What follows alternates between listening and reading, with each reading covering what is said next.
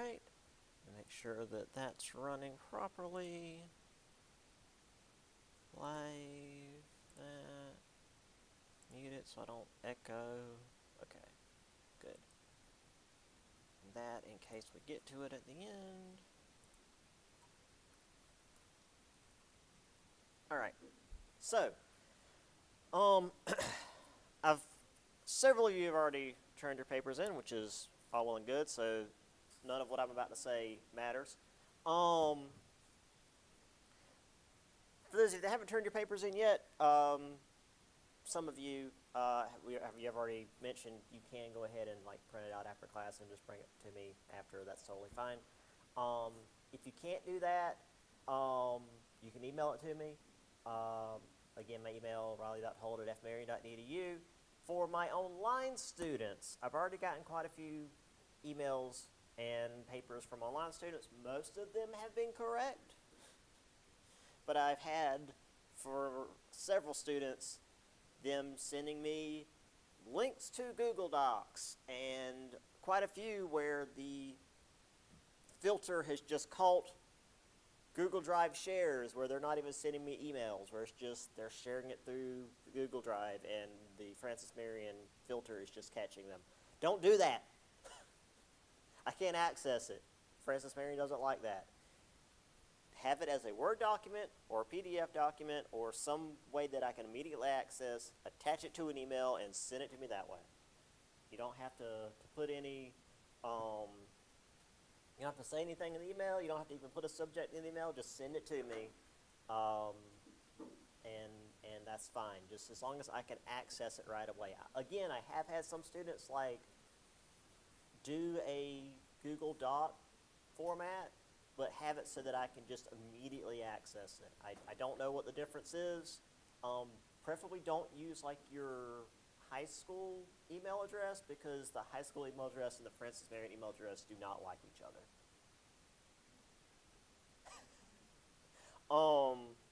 So yeah, that's something that I've noticed, because I had a student who sent me a link to their paper through their I think it was probably Florence District 1 email, and it did not work, and then they sent me that same link from their personal email, and it worked fine. So that's probably what it is. I will do my best to get around it, but when I'm getting again 60 emails from my online students, and then bits and pieces from you guys and my other students, it's just easier when I can just immediately grab it. So if you got to email it to me, that's fine. Again, for you online students, that's the only way you're going to send it to me. Although I have before had some online students who were here for other classes and just walked in my room, and I'd never seen them before. They're like, "Hi, I'm on your online class. Here's the paper." It's like, okay, cool. So there have been a few weird instances of that, but for the most part, if you're online, you email it to me. Just make sure you send it to me in a way that I can open immediately. Again, if you're in here, you're welcome to email it to me. I prefer it in person, but I'm not going to take off. It's just, these are going to get graded first because I've got them in my hand. And then I'll start working through the ones in the email.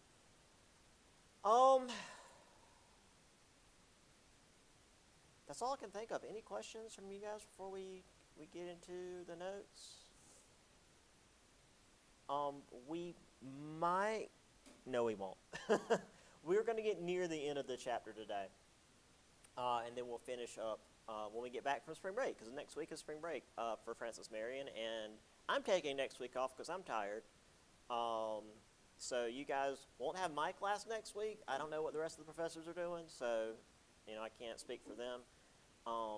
Most of the time, Francis Marion professors just go with the Francis Marion schedule, so you'll have to see what they say. But for the most part, Francis Marion classes will be out next week.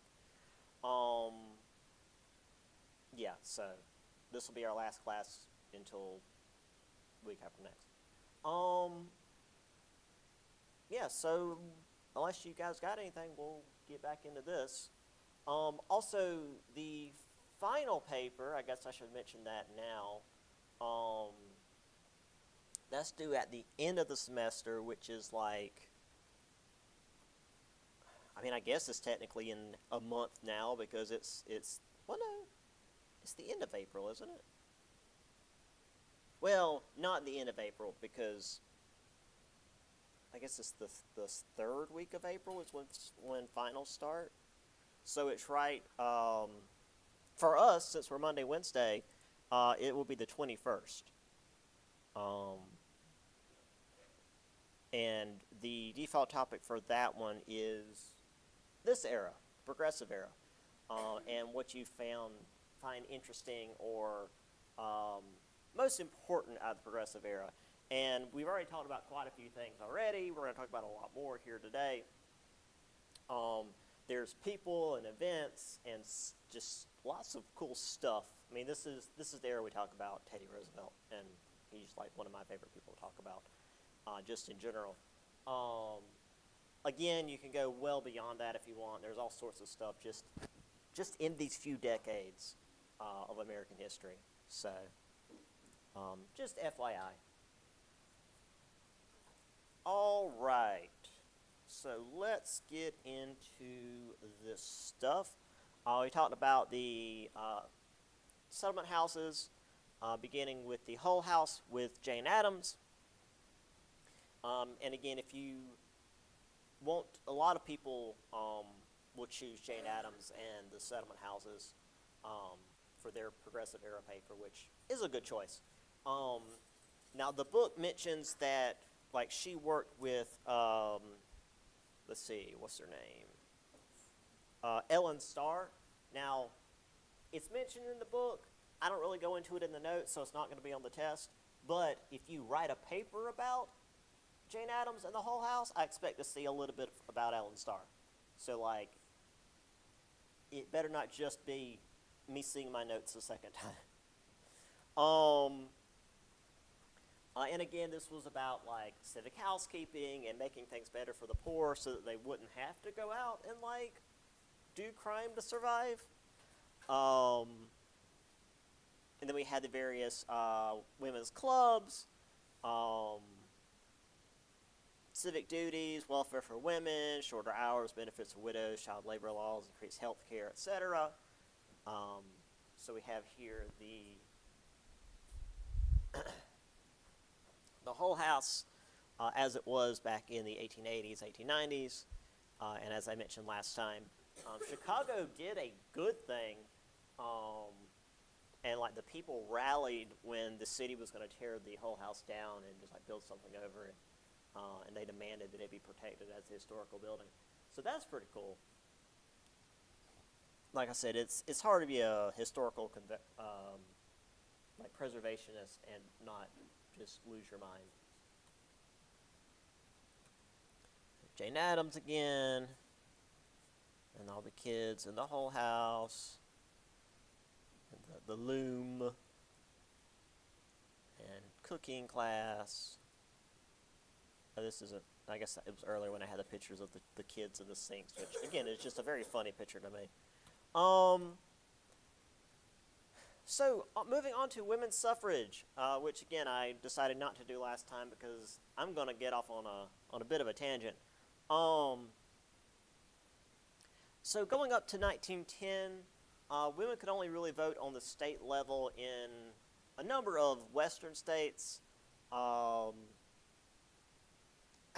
and a lot of the suffragists had seen the 14th and 15th Amendments as negative because while it had like made African American citizens and then given at least the men the right to vote, it had specifically said men in the amendment.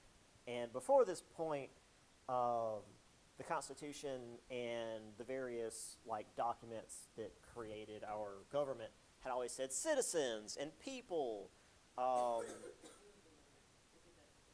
It was very deliberate. Yeah. Which I was actually thinking about that just like the other day. It's like if because we always hear politicians like, oh, the founding fathers, if they came back, they wouldn't recognize the country today. It's like, yeah, but not in the way you're arguing. Now, some of them would definitely be like, you don't have slavery anymore? What's wrong with you? A few of them, I feel like, would be on board with not having slavery. Yeah, that part would be like, oh, okay, yeah. But also, they definitely would be like, wait, you're letting how many people vote? Women? Black people? Wait. Poor people? Hold on. Yeah, it's like, what? What? Yeah, that's... They definitely wouldn't recognize the country, but not in the way that people like to pretend.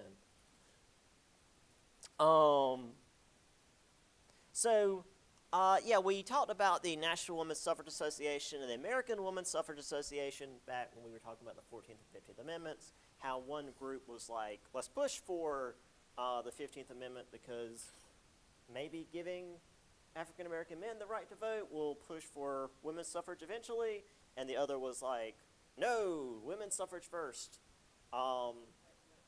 White women specifically, yeah. And at the end of the day, the 15th Amendment passed, and black men were allowed to vote, although lots of restrictions,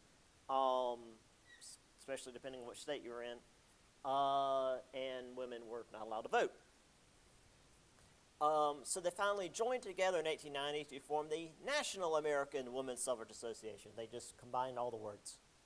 So by 1918, women could vote in 15 states and the territory of Alaska, which again is only like local level state stuff. You can vote for your state senator, but like not the senator that goes to Washington, which also, by the way, you couldn't do that even as like a male voter because that wasn't a thing. You voted for your people who worked in your state, and then they were the ones who actually selected the people that went to Washington. That doesn't become a thing until later. So the suffragists, despite all pretty much wanting the same thing, the reasoning was all across the board.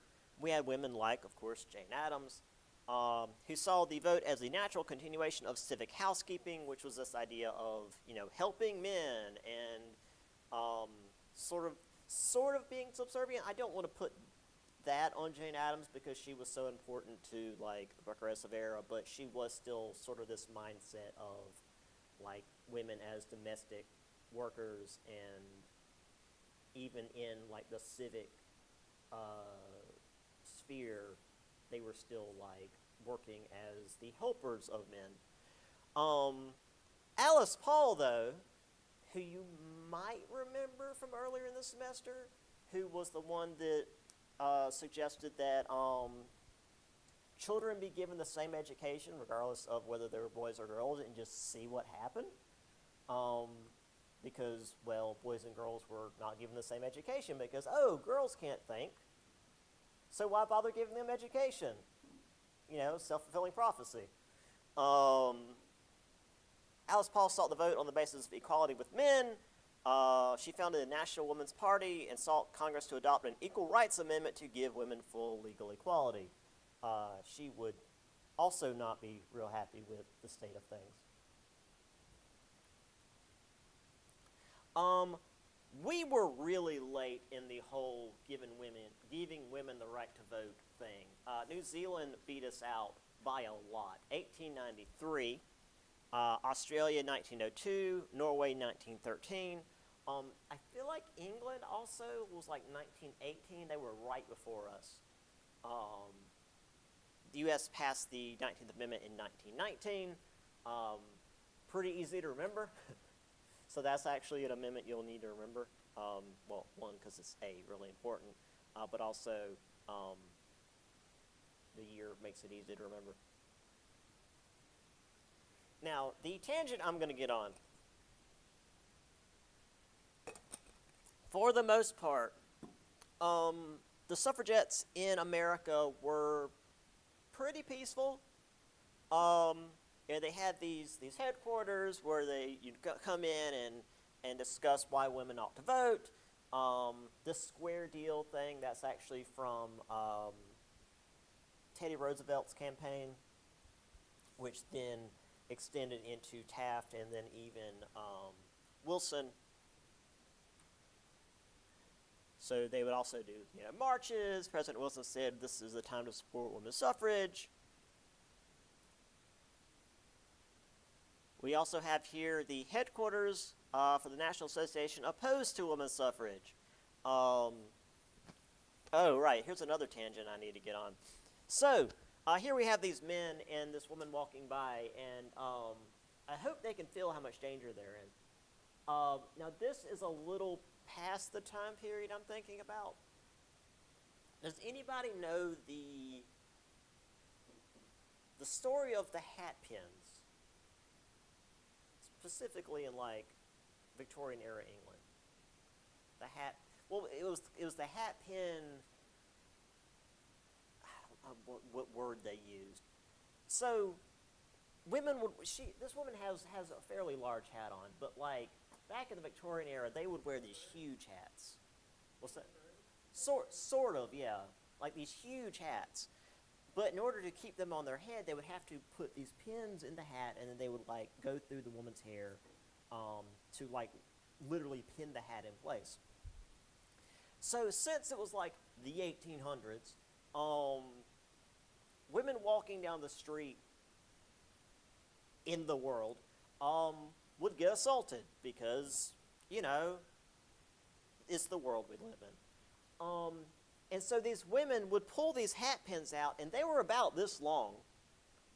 For my online students, it's about the size of a small dagger, and they would fight back. And then these men would go to the hospital with, like, punctured lungs,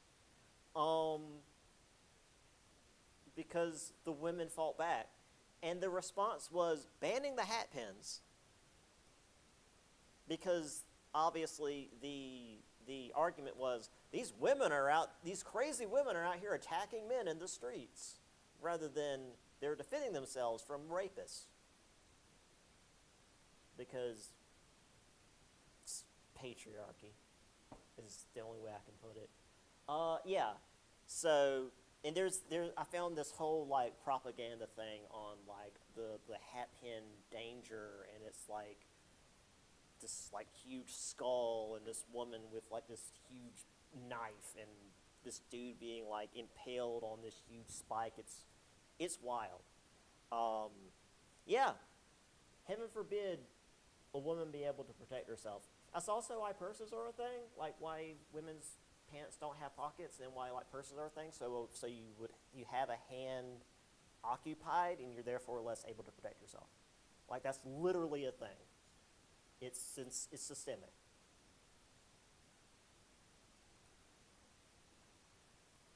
We demand an amendment to the United States Constitution enfranchising women. This is, World War I, women work, women vote, because World War I, while it wasn't as bad as World War II in terms of, like, all the men are gone and we're having to put all the women into the factories, it was pretty close. And it's like, hey, if we're putting women into, like, dangerous factory jobs making munitions and stuff, we should probably let them have a say in how things are being run. No self-respecting woman should wish or work for the success of a party that ignores her sex. Susan B. Anthony, 1872 and 1894. Yeah. Boy, that, I like that they say party there rather than, like, just full-on government. Now, the other tangent I want to go on is, while American suffragettes would, like, have signs and do demonstrations, the British suffragettes would break your legs. They were great.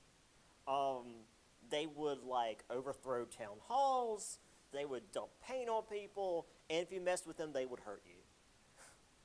The British didn't play around.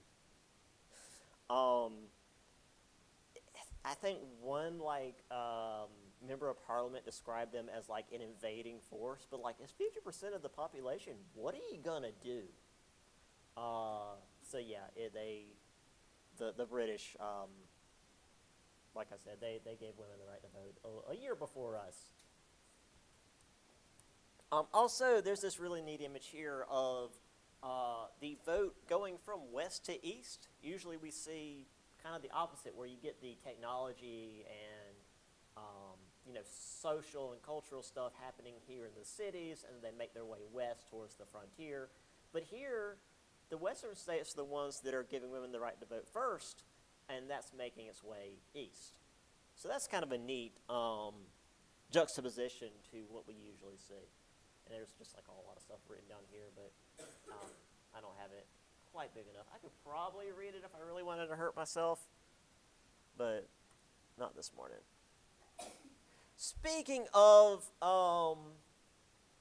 downtrodden groups in the 1800s, well, early 1900s, turn of the century, African Americans. So speaking of trying to get some equality, things were actually getting worse for black citizens. Voter disenfranchisement, lynching, race riots. Technically they've been able to vote since the 15th Amendment, but the white people in power are doing their best to keep them from being able to vote with technicalities. So there's a number of different black leaders that had their own way of dealing with this. Booker T. Washington, who founded the Tuskegee Institute in 1881 and did a lot of stuff. If you wanted to write on someone in the progressive era, you would need to narrow things down if you wanted to write about Booker T. Washington. You would need to write about like a specific thing he did. This is like the equivalent of, I just want to write a biography on George Washington. You can't do that. His overall thing was to accept segregation and work on moral and economic development to stay out of politics, which sounds not great. He also tasked whites with making good on their promise to protect blacks from racial-related violence, which they obviously didn't. He also, I can't recall if it, I couldn't find it in the book the last time.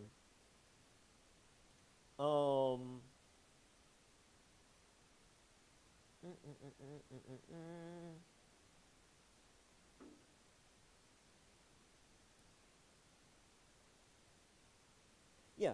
Though he discouraged public protests against segregation, he emphasized racial pride and solidarity. We're a nation within a nation. We must see to it that every wise and legitimate way our people are taught to patronize racial enterprises. Here we go. He secretly financed and supported court challenges to electoral disenfranchisement, road segregation, jury discrimination, and peonage, which is forced labor to repay debt, because, the whole, slavery in all but name thing that we still have in this country. We also have, hey look, Ida B. Wells is back. She wrote in the Free Speech newspaper, investigated lynching and racial inequality, and obviously spoke out against it. And for her trouble, her newspaper building got burned down. So she moved to Chicago and just kept doing it, because Ida B. Wells don't take nobody's shit. And you will know why I use that language when I show you the picture of her. She is the best. Speaking of the best, we have W.B. Du Bois, who we already talked about. He is also the best. These are some really great people. He wanted immediate suffrage. He helped to found the National Association for the Advancement of Colored People, or NAACP, which is also still around. They won a victory in 1915. The Supreme Court struck down the grandfather clause, which was specifically racist. If you recall, it was the whole literacy thing. The literacy test for being able to vote. It's like, if you can't read but your grandfather could read, then don't worry about it. But obviously, if you're black, your grandfather couldn't read, because your grandfather at that time would have been a slave. So here we have some quotes, starting with Booker T. Washington. Two ways of exerting one's strength. One is pushing down, the other is pulling up, so you can either make things worse for other people or help other people out. Associate yourself with people of good quality, for it is better to be alone than in bad company. Here we go. Look at this face. She's done with everybody. The way to right wrongs is to turn the light of truth upon them. And that was a dangerous thing to do in 1890s America. But she did it anyway, and she was brave. In fact, once again, to use a quote, one had better die fighting against injustice than to die like a dog or a rat in a trap. Because in the state they were in, you were probably going to be killed anyway, so you might as well die fighting. And Ida B. Wells was fighting.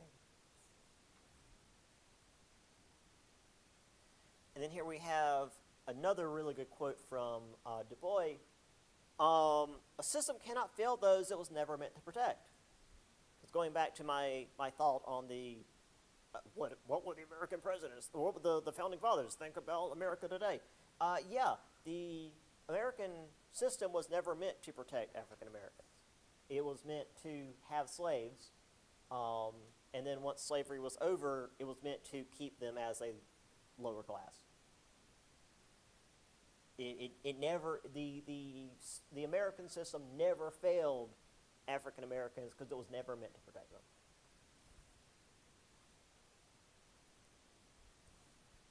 And also, to go back to what we talked about in the Reconstruction, the power of the ballot we need in sheer defense, else what shall save us from a second slavery? Because if you can't vote, and the people who can vote want to enslave you again, what are you going to do about it? I mean, besides, like, rising up to fight or something. Yeah, I mean, being able to vote is like political defense against people just oppressing you through political power. Also, I'd like to note the years here at the bottom. This man lived a long time. He was born 3 years after the Civil War ended, and he died in 1963. He lived 95 years. He was born like right after the Civil War, and he lived up into pretty much the civil rights era. He saw the whole width and breadth of, I mean, let's be fair, the ugliness of America. He was there for the whole thing.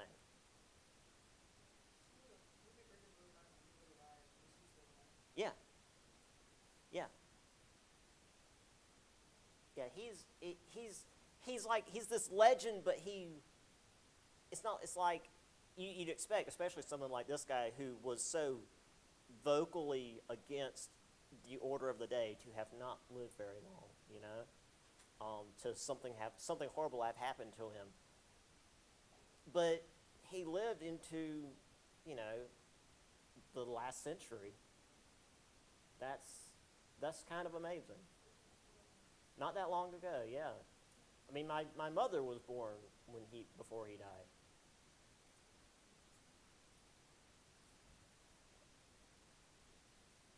I mean, heck, granted, he would have been over 100, but had he held on, you know, a few more years, he'd have seen the moon landing. Like, that's insane.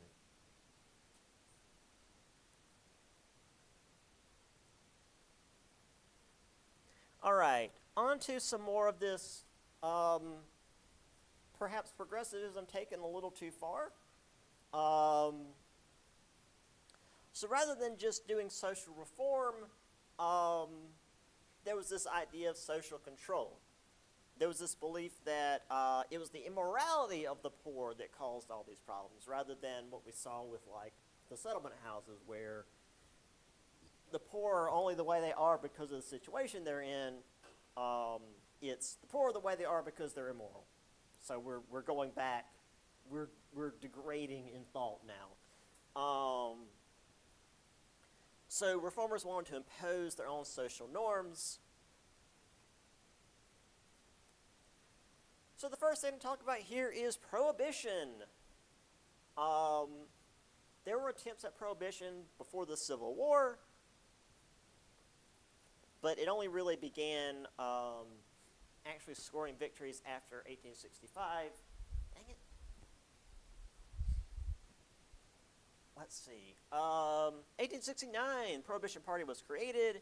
1881, Kansas's Constitution prohibited the consumption of alcohol. I don't know how, because I've been through Kansas, and it's... The only way I can put it is, going through Kansas is psychologically torture. It's flat, and if you've ever seen like a field of grain, it's just, just this flat field of grain, think of that but an entire state. That's Kansas.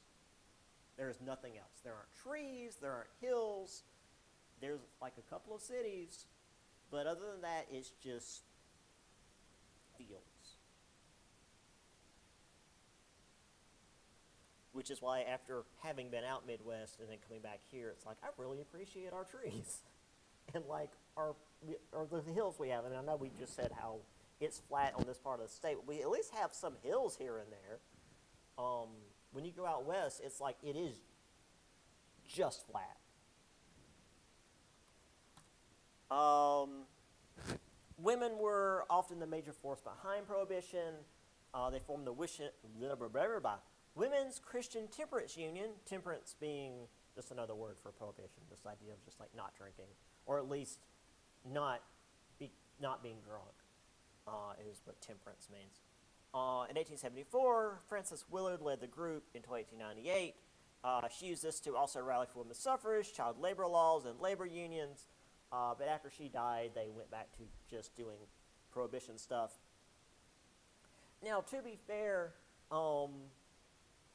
there's a pretty good reason why women were the main ones behind Prohibition, because they were the ones dealing with their drunk husbands. Because obviously they had like no legal recourse to being abused by their drunk husbands. So trying to get rid of the drink was the best they could do.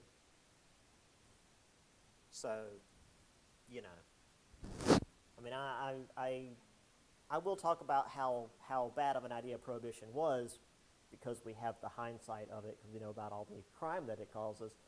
But in their defense, like, they were on the ground level of dealing with drunk, angry husbands and had no legal recourse. So,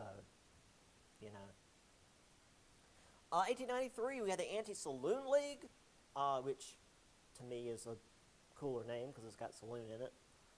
This was a large appeal in the South. Between 1906 and 1917, 21 states banned liquor sales, mostly in the South and West, which feels weird. I mean, I know we still have, like, a lot of counties that have, like, oh, shoot. What's that? Dry laws. Well, there's dry laws, and there's also, what's it called? It's like blue light laws? Is that what it's called? Where, like, you can't get alcohol on Sundays, specifically. But, like, and then we had the 18th Amendment in 1919 that made Prohibition federal law. But it's just, it feels weird to me in modern context because, again, we're all here in South Carolina. You can go up to, actually, I don't know what the local store is here in Lake City, but, back home, you go into Walmart or, I almost said Winn-Dixie, that's showing my age. Bi-Lo, or Bi-Lo's also gone. Jeez. Food Line. Anyway, you go into a grocery store, you can get alcohol.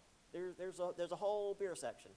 I mean, you can even get liquor in a grocery store to a certain degree. Then, when you want to get the stronger stuff, you actually have to go to a liquor store.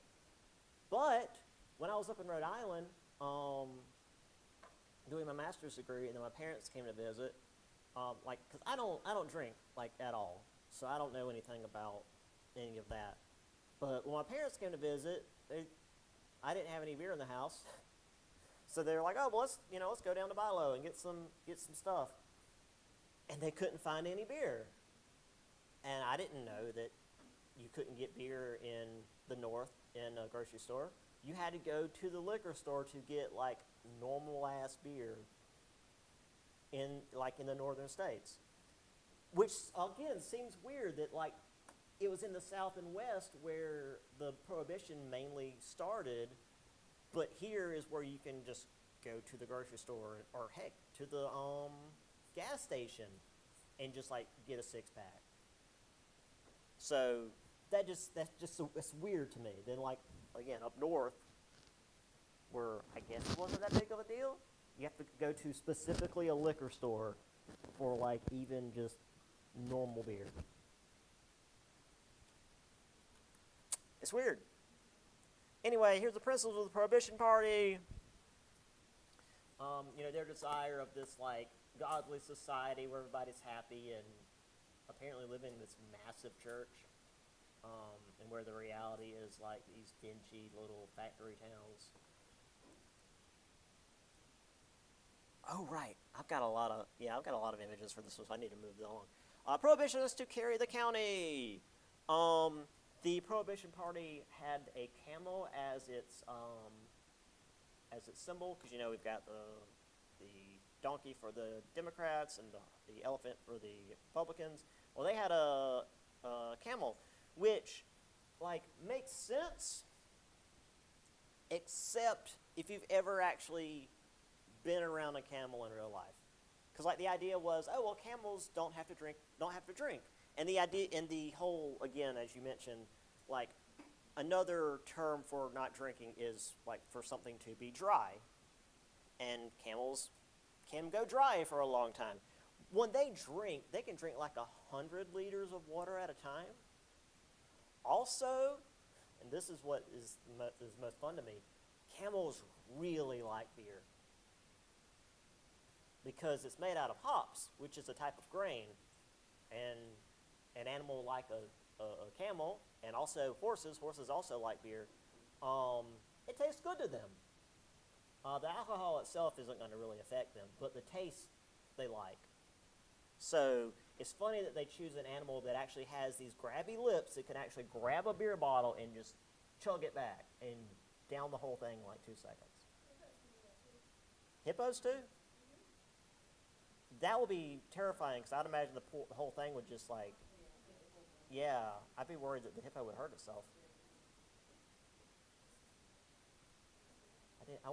I guess they would. I guess a hippo would have really sensitive lips, because they do just like eat the grass off the bottom of the rivers. That makes sense. Just usually when I see a hippo, their mouth is open and they've got these huge murder tusks. Yeah, that makes sense. Here we have the drunkard's progress. This is the thing that I said we were going to get to when we were talking about like the woman growing and getting old. So you start with a glass with a friend. That's fine, because it's just you're having a drink with a buddy whenever a friend's by. And then the step 2, a glass to keep the cold out, because there's this thing of, oh, it's cold, let's just have a little bit of alcohol to warm the body, even though it actually does the opposite, but don't worry about that. A glass too much, you've had a little bit too much alcohol and you're stumbling around. Drunk and riotous. This one's funny. You're swinging your cane around and you're stumbling. Up here, step, was that 5 now?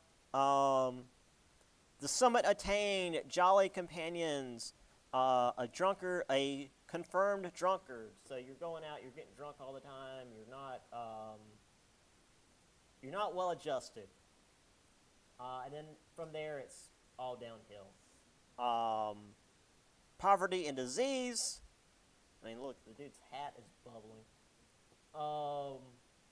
Forsaken by friends, so he doesn't even have his drunk friends anymore. Desperation and crime, he's holding up dudes to get money, to get beer. And the last one, dude just caps himself. Death by suicide. And the whole time, his family's suffering, because, I mean, again, this is like late 1800s, early 1900s. He's the only income for the family. The wife and child are now homeless, probably starving to death. Good stuff. And here we have the drunkard's progress, from the first glass to the grave. All very dramatic. Prohibition party. Gee, if only I could keep up with my child. And you've got the monkey back there. I can't notice the old man carrying anything, because the Prohibition party, while it got its goals done, it didn't really do anything. Like, the idea of prohibition took off so fast that the party itself didn't really do anything. That is very much simplifying it, but this is just, that's what the idea here is. That the idea of prohibition moved well beyond the party itself.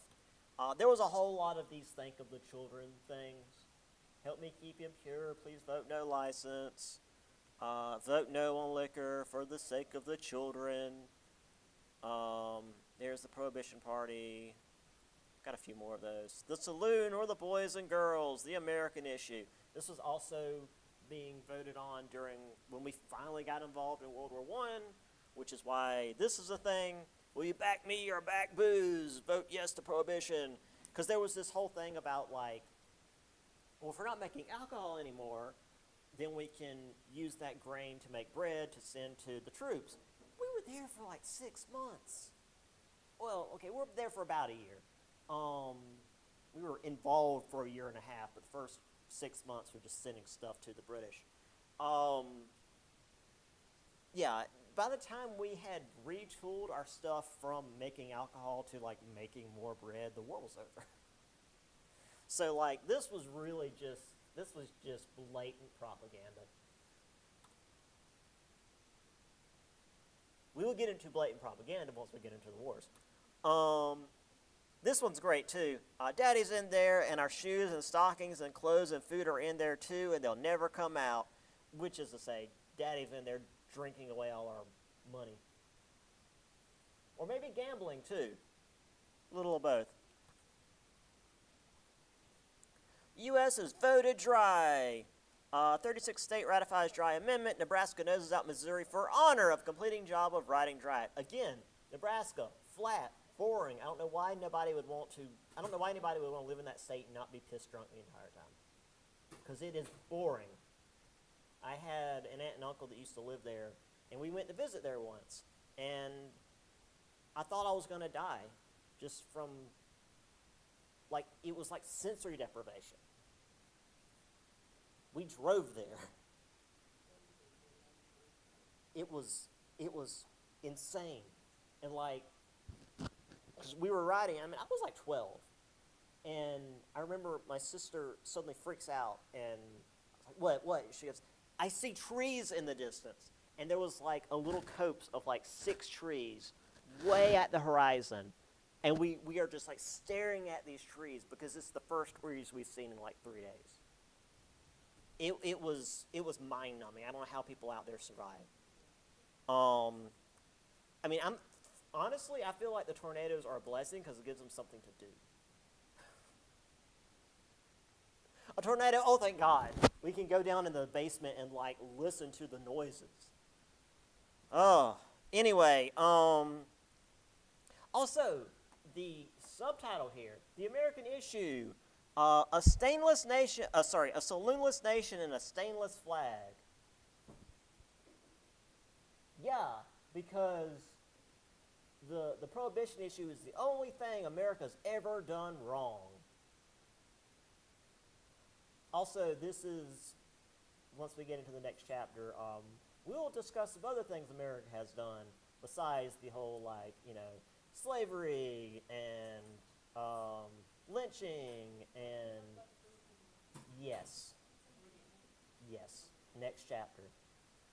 Because holy crap, that was so bad. The book doesn't talk enough about the Philippine War, so I'm going to have to show you guys a video, which isn't going to be like as horrible, anywhere near as horrible as the war was. But the book doesn't talk enough about it, and I have to talk more about the Philippine War than the book does, because, damn. Yeah, exactly. And that's one of the things that the book, the video talks about. It's like, we don't ever talk about this war. And like, it was, up until Afghanistan, it was our longest war. And we never talked about it. Yeah. Honestly, it feels like you were too advanced for this class. Okay, let's see. More social control stuff. It's pushed in prostitution. But again, there were various reasons behind this. The issue of health, so STDs, they sort of understood how STDs work. I mean, you have sex with a lot of people and suddenly you leaking from places you shouldn't be. Concern of the virtue of the women involved. McClure's magazine ran a report on prostitution in Chicago calling it white slavery. Because of course they did. Of course, black and Asian women were subjected to much the same, often worse conditions because racism. But in order to get people to care about it, they called it white slavery. Not to say that, the white women were there because they wanted to be there and everyone else was being forced, but to make anyone care, to make the people who were in power care, they had to make it a white issue. By 1915, all states had laws against sexual solicitation. With the White Slave Trade Act in 1910 by the Representative James Mann. So this was also called the Mann Act. So the two names for this was the White Slave Trade Act and the Mann Act. Okay. Also, though, tossed into the whole, hey, we should probably not make things so desperate for women that they're out having to sell their bodies in really dangerous situations. This also sought to enforce traditional racial behavior, which is to say, no mingling, y'all. In 1910, Jack Johnson, who was an African-American boxer, defeated the heavyweight champion Jim Jeffries. Obviously, it pissed off a lot of racists, which is to say most of the white people in America. And so in 1913, he was prosecuted on moral charges due to his relations with white women. Because, of course. So yeah, it's weird that, remember the video I showed you guys on the things happening in Germany? And how it mentioned the one boxing match that you wouldn't have been allowed to watch because it interfered with the ideas of race? Yeah. Weird that was actually happening over here 30 years before, or 20 years before, I guess this was in 1913. I'm telling you, this is where all the ideas came from. Also narcotics. 250,000 Americans were addicted to opium, morphine, or cocaine. Eventually, the Harrison Narcotics Control Act of 1914 banned narcotics except for medicinal purposes. Now, to be fair, what's that? Well, we'll get to that a little bit later. The whole opium, morphine, and cocaine thing, it's not like there was this huge drug trade going on. It was just everywhere. It was just like, hey, what are you smoking today? Oh, I've got tobacco. Oh, well, I've got opium. Just whatever. As I always like to tell my students, if you've got an English, if you've got a literature course and you're wondering, why is Edgar Allan Poe like this? Usually the opium. He was really on the opium. Also, he probably had all sorts of depression issues. The opium did not help. But it was just normal. It was just everybody was on it. And probably also all the other horrible chemicals that were in the air and water were not helping. So they did eventually pull back on that, which was nice. The Coca-Cola thing, which I said, I will bring up in a minute, but to clarify that, since we might not get to it today, it wasn't actually cocaine, but it was the coca plant. I do like the visual image of them having blocks of cocaine and just shoveling it into the vats. But it was just the same base ingredient that you purified to make cocaine. They just had that in the Coca-Cola. So it had the same general effect, just not nearly as strong. And they did eventually pull that out. So right. Just cocaine and just dump it in there. Yeah. Yeah, it wasn't quite that. Again, great mental image, but it was never quite that bad.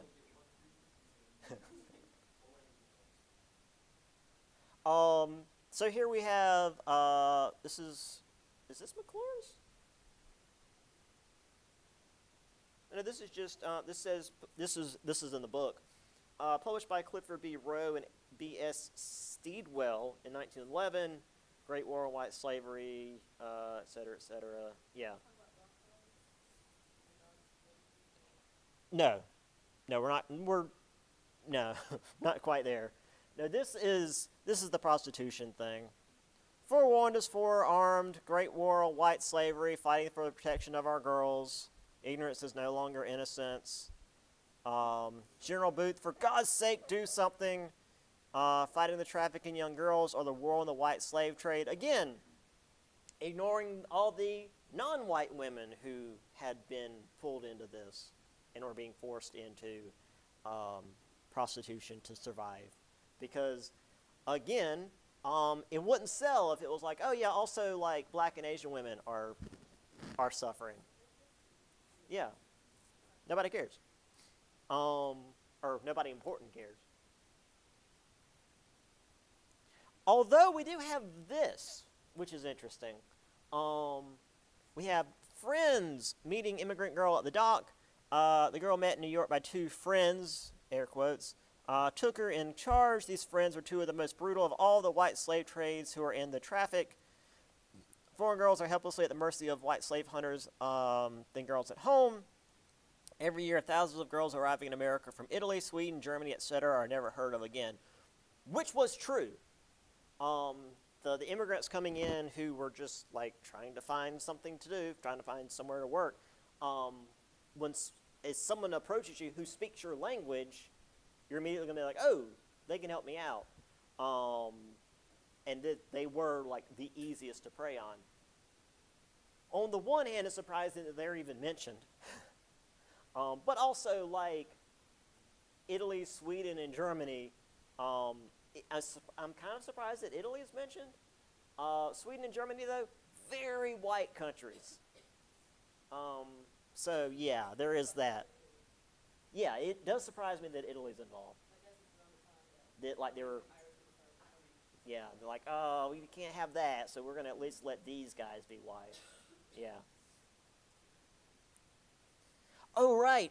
I keep forgetting about this picture, but it's so good. Look at that octopus. The Vice Octopus in Chicago. I love this was awful, though. Look, he's got a little face. He's got a nose and a little mouth. Ugh. Ugh.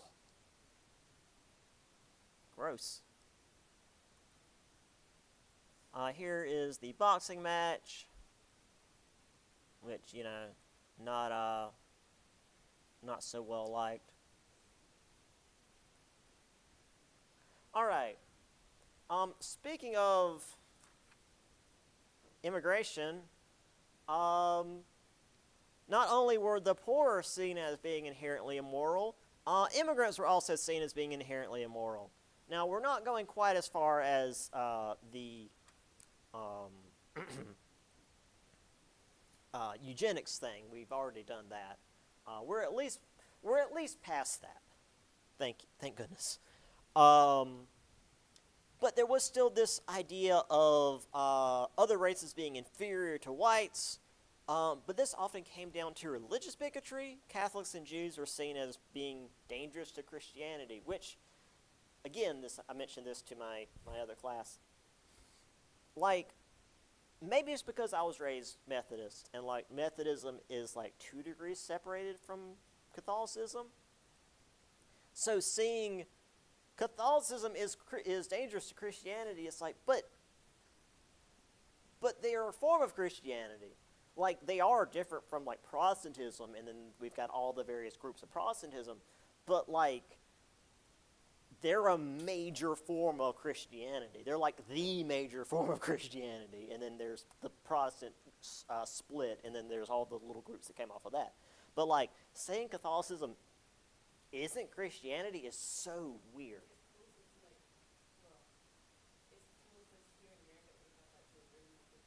Yeah. Yeah.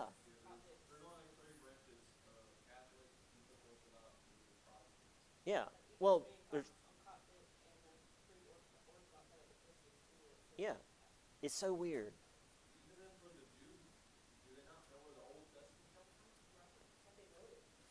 Yeah, right. And then that was going to be my next statement. Is like I know there's this literal tradition of hating Jews, like throughout all of Europe, and when it came to America, and like all the same.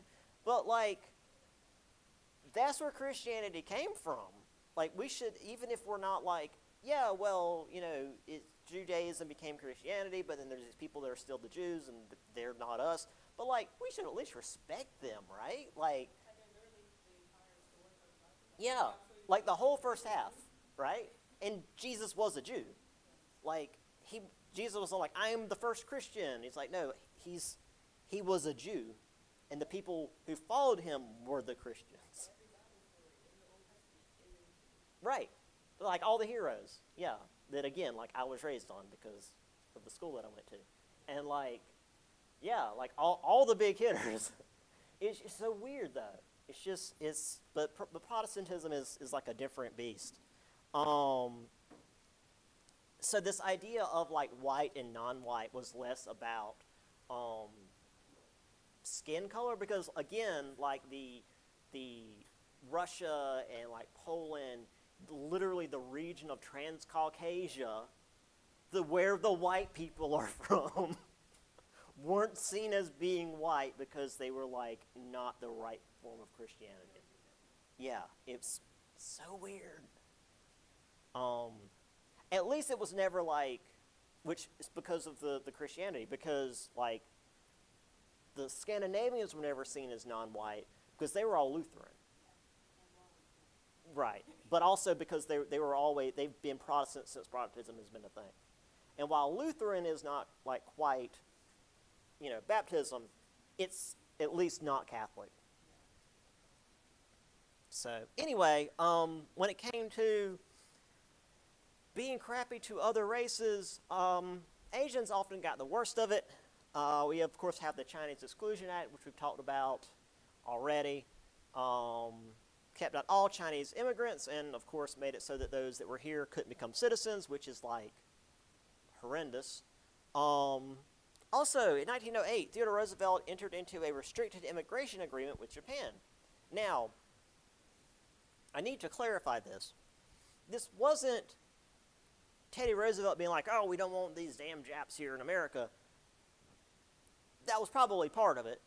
But also, Japan as a culture, but specifically the government, because I'm not going to paint like all Japanese people the same, but like the Japanese government, for the most part, is very ethno-nationalist. They don't want their people leaving, and they don't want people coming into the country. They want Japan to be Japanese. And by they I mean the government, is pretty racist.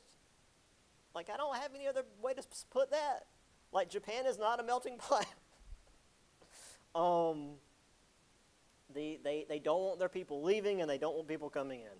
So this idea of like, there's a whole bunch of Japanese like leaving Japan and coming to America, and so they're like, hey, President of America, can you like maybe make that not happen? And he's like, yeah, I guess that's fine. Yes.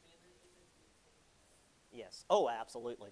Now, that said, even with the restriction of immigration, while not full-on banning like with China,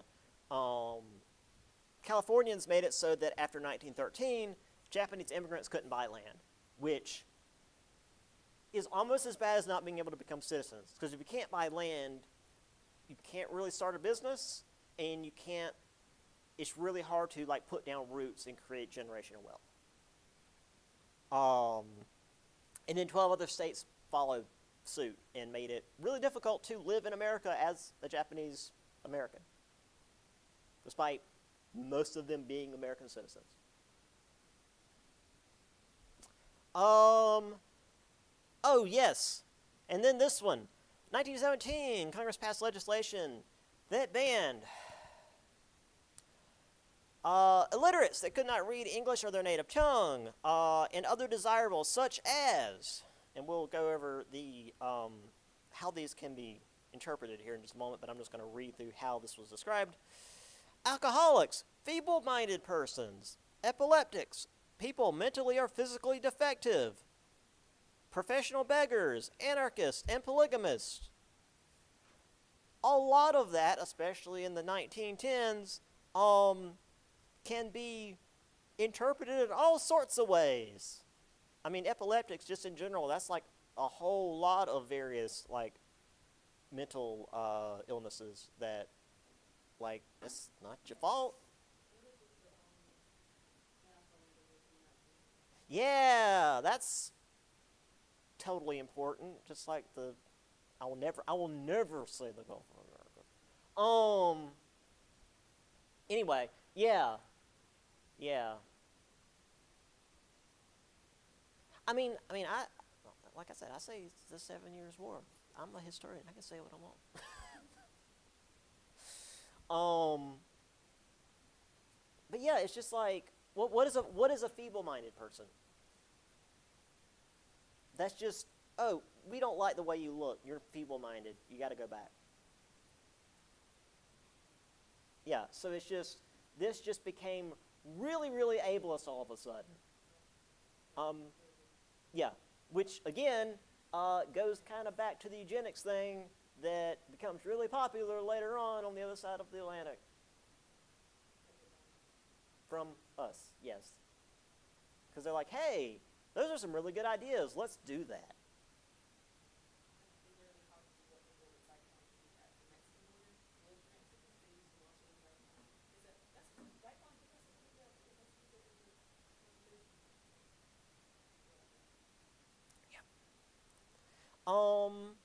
Let's see, I think. Okay, yeah. This is a good spot. So we've got protests against Russian exclusion of Jewish Americans, because how dare Russia exclude a group due to their nationality and their religion? What country would do that? Uncle Sam says as he opens the closet, and we've got, with this is just exclusion of the Chinese, not everything else we just talked about, because that would be a little bit too much. Here we have Pacific chivalry, encouragement to Chinese immigration. This one is encouraging this. What we would like to see. So in the Atlantic, this is kicking out. I guess this is like communist or socialist, which again is like not really happening that much yet. And then of course over here the Chinese and the Pacific. I know you know. Does anyone else know what WASP means? WASP, W-A-S-P. Not the bug. Yes.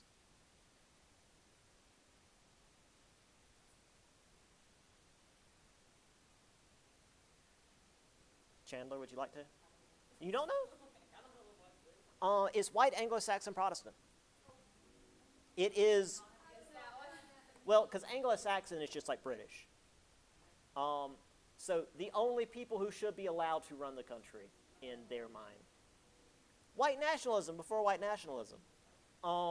Yeah, white Anglo-Saxon, so basically British or British descent, and Protestant, because we don't want any dirty Catholics or Jews. So, yeah. Scots, Irish. Scots, Irish were eventually allowed, because, we've got a lot of O'Reillys. Yeah. This one, I don't know quite why I put this in here. This is the Russo-Japanese War, and Korea was sort of caught in the middle. The Korean government has decided to preserve a strict neutrality in the event of war between Japan and Russia, and yeah, they were having a bad time. Oh, right. Speaking of the Irish, This was the view on the Irish at the time. Subhuman.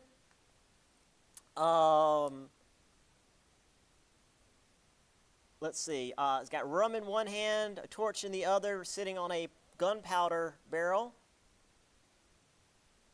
Yeah, and then there's a whole bunch of stuff back here. Not entirely clear, but a lot of it is basically that just like, we should kill the Irish, probably.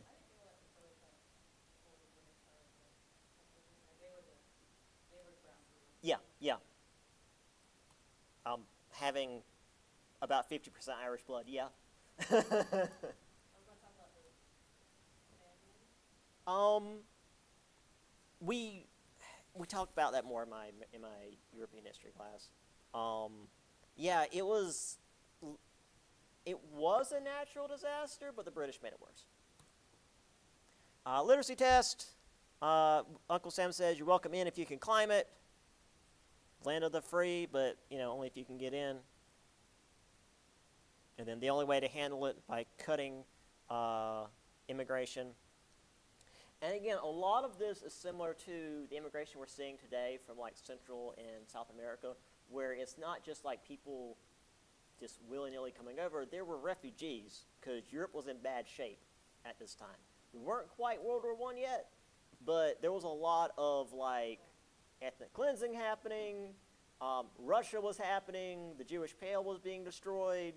Yeah, it wasn't great.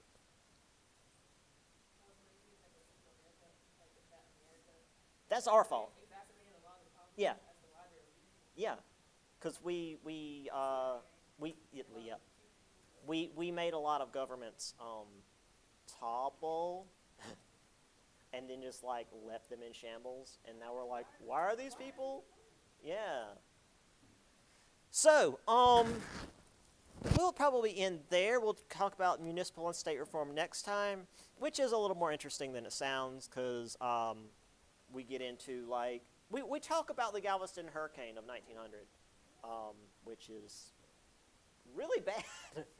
Bad for Galveston, good for their future like government. Yeah, so have a good week next week, y'all, and I'll see you after that, I guess, whatever the date is.